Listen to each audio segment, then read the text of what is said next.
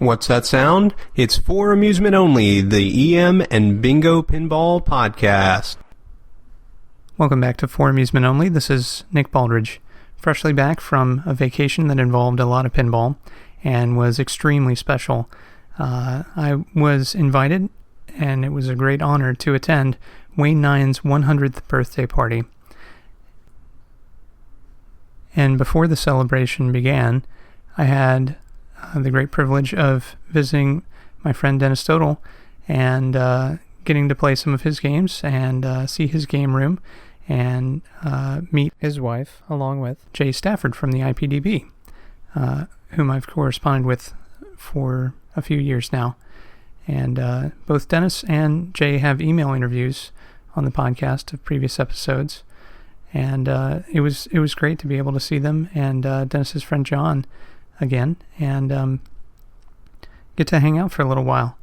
So I arrived in St. Louis on Thursday. We went over to Dennis's and got to play his games, and his collection is amazing. Beautiful games, and I thought I'd just talk a little bit about my experiences with each of them because it was incredible getting the opportunity to play these games and to hang out with Dennis, Jay, and John. So first, we turned our attention to Bally's All-Star Bowler, which is kind of a miniature bowling alley. It's a contact bowler, but unlike a contact bowler where you physically roll the ball down the lane, there is a turret. It's a turret shooting game, kind of like Midget Alley or some of those other games with a ball that is rotated at high velocity. In this case, the turret is simply a tube, and there's a kicker which propels the ball forward down the lane, hopefully hitting the pins that you intend to hit. It's a wonderful game. It's something that I could see myself playing many, many times. The little cosmetic details are the thing that I appreciated the most, I think, about that game. The representation of the bowling alley is spot on, even though it's in miniature. There are gutters, and the pins look phenomenal, even though there are half-fronted pins like on a shuffle bowler. So they flip up just like on a shuffle, but they're actually contacted by the ball. Just a lot of fun, and has the beautiful red Bally score reels. That's something I've always loved, are the score reels that are odd colors like green or yellow or red, and that red is very deep and very attractive. So that was a fun game, and it was tough to get a strike. I did manage a couple, just barely, but that was a tough game. So next we moved on to the carambolette table, and this is a bagatelle style game. And as Dennis said, he didn't know the rules, so we get to make them up, which I thought was excellent. So what we did is lined up each of the balls. There were a number, I believe 8 white balls, which are smaller than a cue ball and much lighter, and then 1 red ball. And as with most bagatelle games, the red ball scores double. So we placed the red ball up near this series of gates. There are these different arches on about 3/4 up the playfield. Beyond the arches were scoring pockets. So the goal is to shoot your ball all the way through the gate and land in a scoring pocket, hopefully hitting the red ball and pushing that through the gate at the same time. That is very difficult, and that was a lot of fun, though. So all 4 of us took turns and shot the balls, and Jay was the winner with a score of 350 points, which was extremely impressive. That's a pretty low scoring game, at least for me. Jay's a good shot, and that was further proven by the next game we played, which was a real bagatelle. And this one had a loop. When you shot the ball, which was a cue ball, it hugged the arch And if it hugged the arch all the way around, it would loop to another shooter lane. So there's 2 shooter lanes, and they're essentially connected by the arch at the top. So your goal is to give just enough force that it stops hugging that arch and then starts heading down the playfield. That was very difficult for me. It took me, must have been 400 shots before I got it. I just kept on rocketing around the arch. It seemed like no matter how hard I managed to hit it. So that was a lot of fun, though. On the playfield itself, there were a few trapdoors, and if you managed to roll over those, the ball would be returned to you, and you'd win 150 points, which is just outstanding. Most of the scoring pockets, I think, topped out at 30 points. Similar to the carambolette table, there was a brown-blonde ball, and if you hit that with the cue ball, then that ball would score double. And of course, you had double the scoring opportunity there. That was a heck of a lot of fun, and I can see a whole lot of competition going on with that game. It was great. And then we moved to kind of the back part of the room where the bingos were. And Dennis has an amazing collection of bingos. Gaiety previously in real life, so this was quite a treat. And I spent most of my time on the bingos playing Lido, actually. And with Lido, I got a number 3 futurity game, and there was just so much to experience, though. Played a lot of other games as well. So Dennis, I know that 3 is on the futurity. I'll be back for it later. Dennis also had 2 different Keeney Light-A-Line games, and they're each different. Very cool, both of them. The first is a kind of proto-bingo. It's a 6-card game, but instead of 6 5x5 cards, it's 6 3x3 cards. So it's kind of like playing a game with all super cards. And the difference between a regular or real bingo and this game is that the trap holes are all over the playfield and surrounded by rubbers and posts and so forth, along with plastics. It's quite a different experience playing this than playing, say, a Bally or a United Bingo. The shutter on it, I thought, was the coolest thing. It is pushed back with the initial coin that you use to fire up the game, and then it's latched into place, and it must be spring-loaded. It's either that or solenoid-driven, because as soon as you fire the first ball, wham! That thing shoots the shutter forward so fast. It's amazing.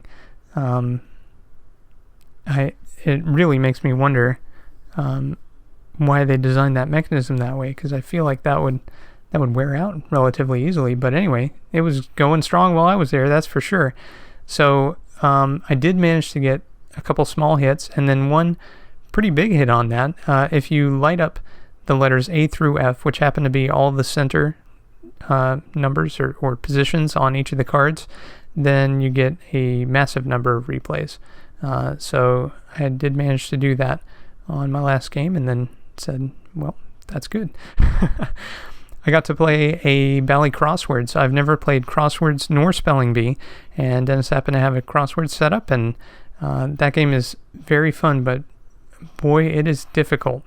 It's extremely difficult to hit the the letter that you actually want to spell the name or the word that you're trying to achieve. Very cool. And up at the upper left and right side of the playfield are stars. If you hit those balls are essentially wasted for spelling words, but they increase your scores. So it behooves you, if you can, to actually hit those. Of course, it's best if you hit those on your last balls so that you achieve the highest score and you're certain of a win. I found it very easy to hit those stars, but much harder to spell the words. So That was great, though. That game is low profile. It's very short, so it's quite different from playing a regular full-size bingo. And beside that, he had a Broadway 51, and this is the proto Broadway 51 and a bright lights. Just a ton of fun. Seeing those games all lined up, wonderful. So Jay found the United Caravan, which is one of my favorites, and he got hooked on that thing. He was playing it for quite some time. Caravan is one of the, I would say, the most player-friendly bingos that was ever made. There are so many features which give the player distinct advantage, and it's really, really something. So I think Jay got a taste of that magic because he really camped out on that game and had just a great time with it. Played a little ballerina. That's one that always makes my head hurt a little, using the 1 to 7, 7 to 1 feature. I thought I was using it to good effect, and then turned out that I wasn't. So I got a small hit, but it could have been a bigger hit if I had not used that feature, which is normally the case. So I mentioned this other light line, and the reason I'm kind of jumping back and forth here is that it was in between these two rows of bingos, and the second Keeney Light-A-Line is a roll-down game. Not one where you roll down the glass and the ball comes back down the playfield, but one where you roll a ball down a playfield like a bowling alley, and then the ball can land in any of the pockets that make up the bingo card. And the bingo card on the back glass is made up of a variety of numbers, and these numbers indicate the score that the pocket earns. Your main goal is to spell 5 in a line. Well, your main goal is to win, right? By getting the highest score. So in order to do that, you want to land the ball in the scoring pockets, which are the highest value. The ones that are the highest value are not next to each other. They're not consecutive numbers in a line. So you have to be very careful and pick and choose what you're actually shooting for. I shot for 5 in a line and failed. And one of the things that makes that really interesting from a risk-reward perspective is that at the back of the game is a small wire, and this wire is actuated by flipper buttons on the side. So if your ball happens to make it all the way to the back without landing in a scoring pocket, you hit the buttons and it will kick the ball into a different scoring pocket. It's quite challenging. I could see myself playing that quite a bit as well. All of Dennis's games super fun. Again, super excellent condition. It was just such a treat to be able to spend the time with Dennis and John and Jay and get to chat about pinball and just really have an excellent time. So huge thank you to Dennis for having us out there and letting us beat on your games. It was just an awful lot of fun, and I really appreciate it. So the next day, I was picked up and driven down to Wayne Neyens' town in Arkansas, and stayed at a resort. It was a fishing resort, as it turned out, just beautiful. And I got to meet various attendees that were going to the party. Had just a wonderful time speaking with each and every one of them. And the next day, we went to Wayne Neyens' house, and his home. He let us into his garage, and we got to see his pinball machine, and we got to hang out with the man himself the day before his birthday. So at his home, there was a friendly competition on his Spirit of 76. And if you haven't listened to the Wayne Neyens interview that I've conducted, or any of the Wayne Neyens interviews that have been on other podcasts, please go listen. He's an amazing man, just really, truly amazing. at 100 years old, he still loves and plays pinball, and he is quite good on top of that. Just an incredible, generous, giving man.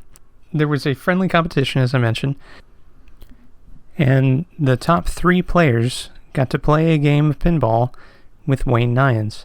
And the game was Spirit of 76.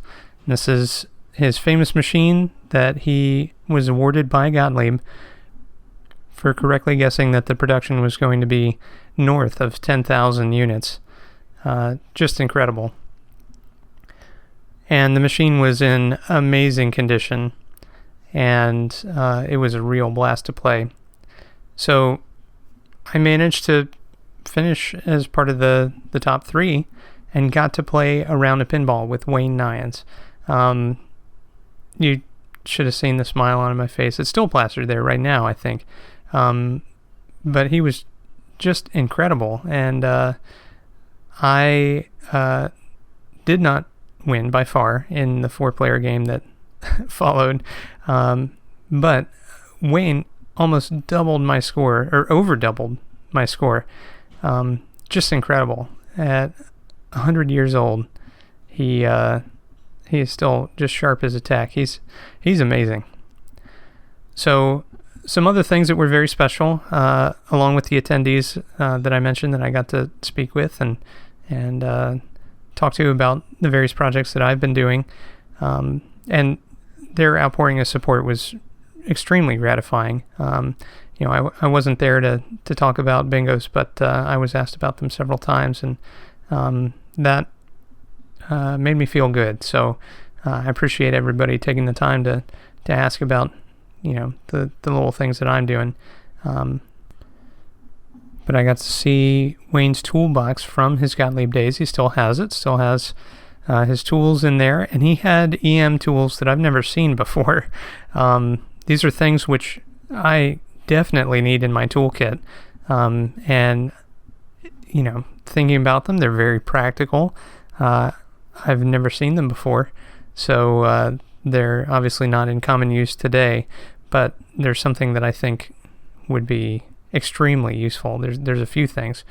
One is the hand drill screwdriver. That is something that I have seen before, where you take the screw, you put it on the tip, and you just zip right down, and it's on a it's like a worm drive kind of thing. So it rotates around and automatically screws in the screw or unscrews it, starting from the bottom. So that's something which I've been looking for casually for a while, but I need to step up my game. I think that would be extremely useful.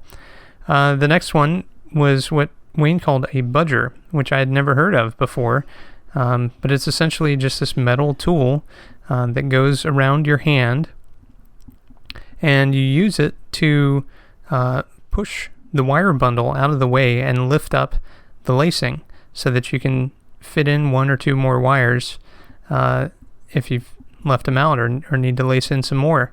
What a useful tool. I mean, it's so simple, but having done the simple work that I've done so far on RoboFrenzy, it would have come in handy already. That's incredible. So having to lace in an extra wire after the fact is never fun, and that tool makes it awfully simple. It's just pointed on one end, but it's dull. It's not sharp, so it doesn't cut into the bundle, and it doesn't cut the lacing. It just kind of pushes things out of the way. That's all it is. The next tool was a locking screwdriver, and I'm sure there's many people familiar with this tool, but I'd never seen one used with flathead screws before. Essentially, there's a line that sticks out at the tip that you put the screw on, and then you twist and lock it into place, and then the screwdriver holds the screw. Just another really extremely useful tool that would really help in a lot of situations, especially if you're lining up something difficult, like say the posts in a sling. You're putting that together, and it's always a struggle to get the screw into the playboard with the post and the rubber and everything kind of in the way. So it all depends on the game, but that's just one example. So that was extremely special. His toolbox was made out of wood, and it had some remarkable craftsmanship too, and it was extremely well organized. On top of that,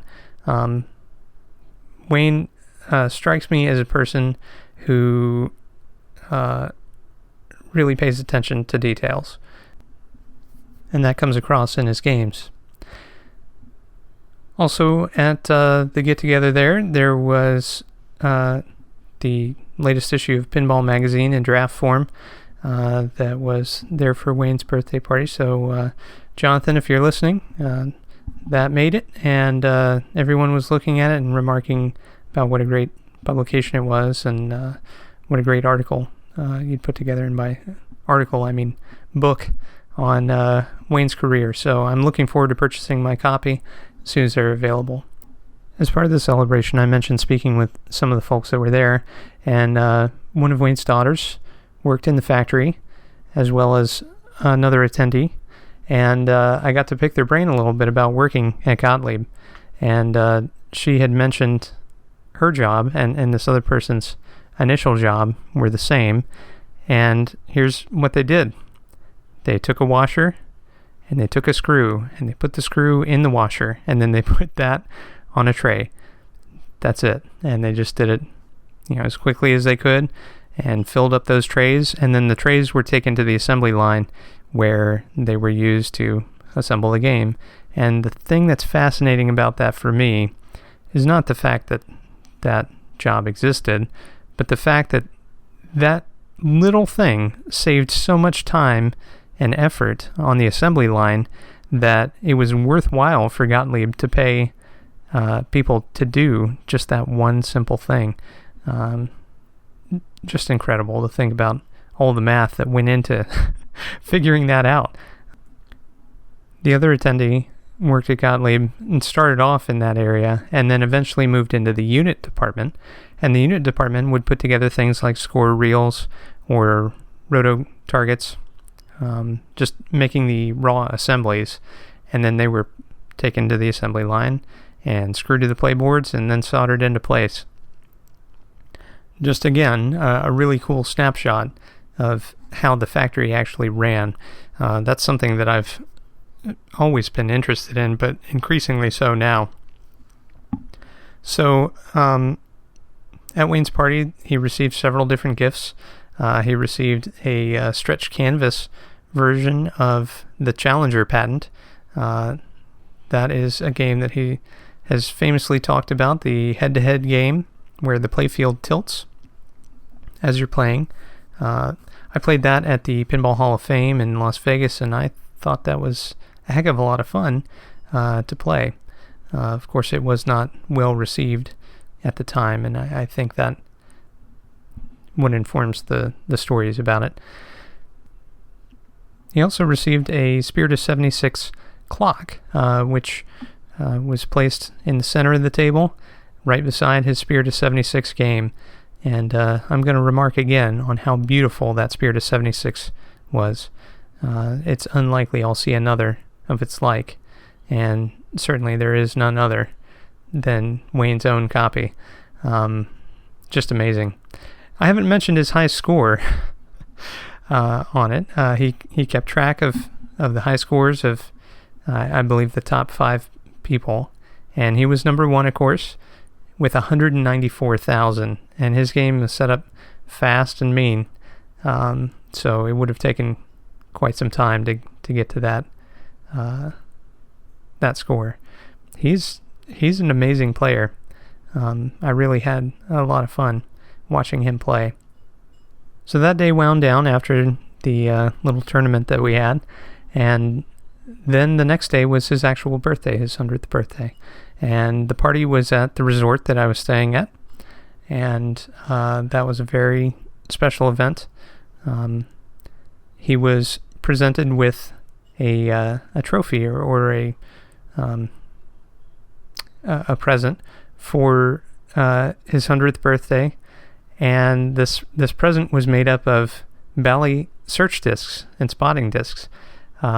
Very interesting use of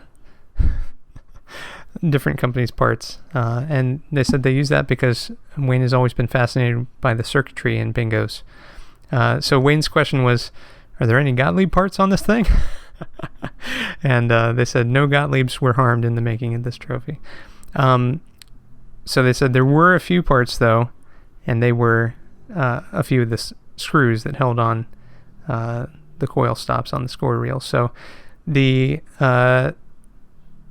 score reels were used to count his age. So they were set at 99 as it was brought in, and they incremented it to 100 there. I thought that was a cool touch.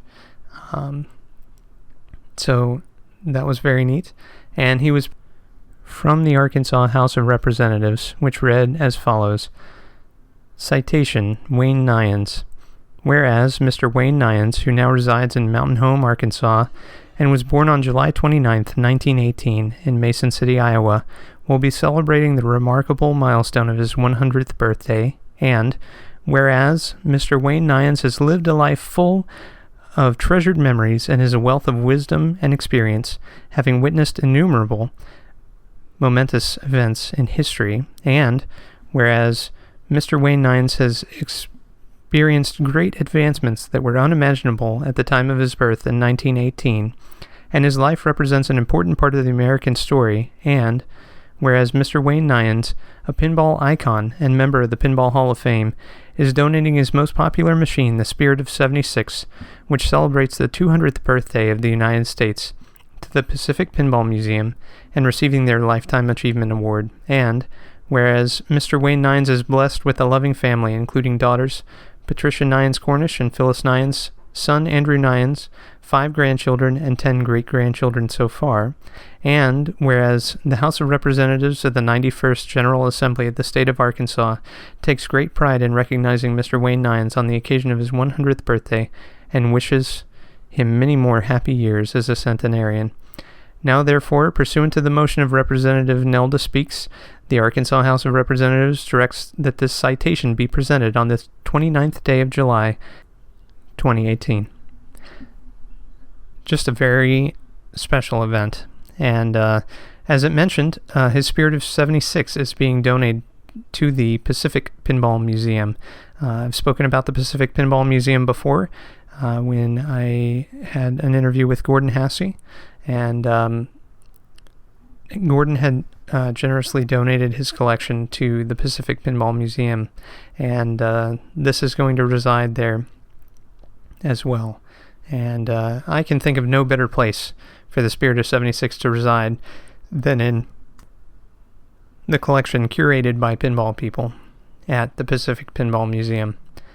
So that was also a very special thing.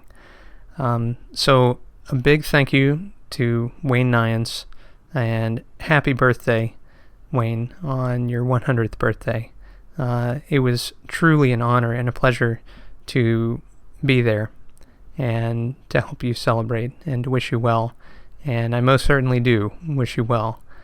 And thank you for the gift that you've given me in allowing me to be there and to experience that. And something as simple as playing pinball with you, probably doesn't seem like a big deal, but to me, it absolutely is. Well, happy birthday, Wayne.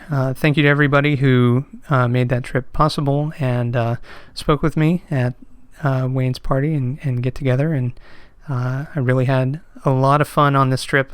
This was just so far beyond anything I could have imagined. So that's all for tonight. Thank you very much for joining me. My name again is Nick Baldridge. You can reach me at foramusementonlypodcast@gmail.com, or you can call me on the Bingos line. That's 724-BINGOS1, 724-246-4671. You can listen to me on iTunes, Stitcher, Pocket Casts, via RSS, on Facebook, on Twitter at Bingo Podcast. You can follow me on Instagram, also at Bingo Podcast, or you can listen to me on my website, which is foramusementonly.libsyn.com. Thank you very much for listening, and I'll talk to you next time.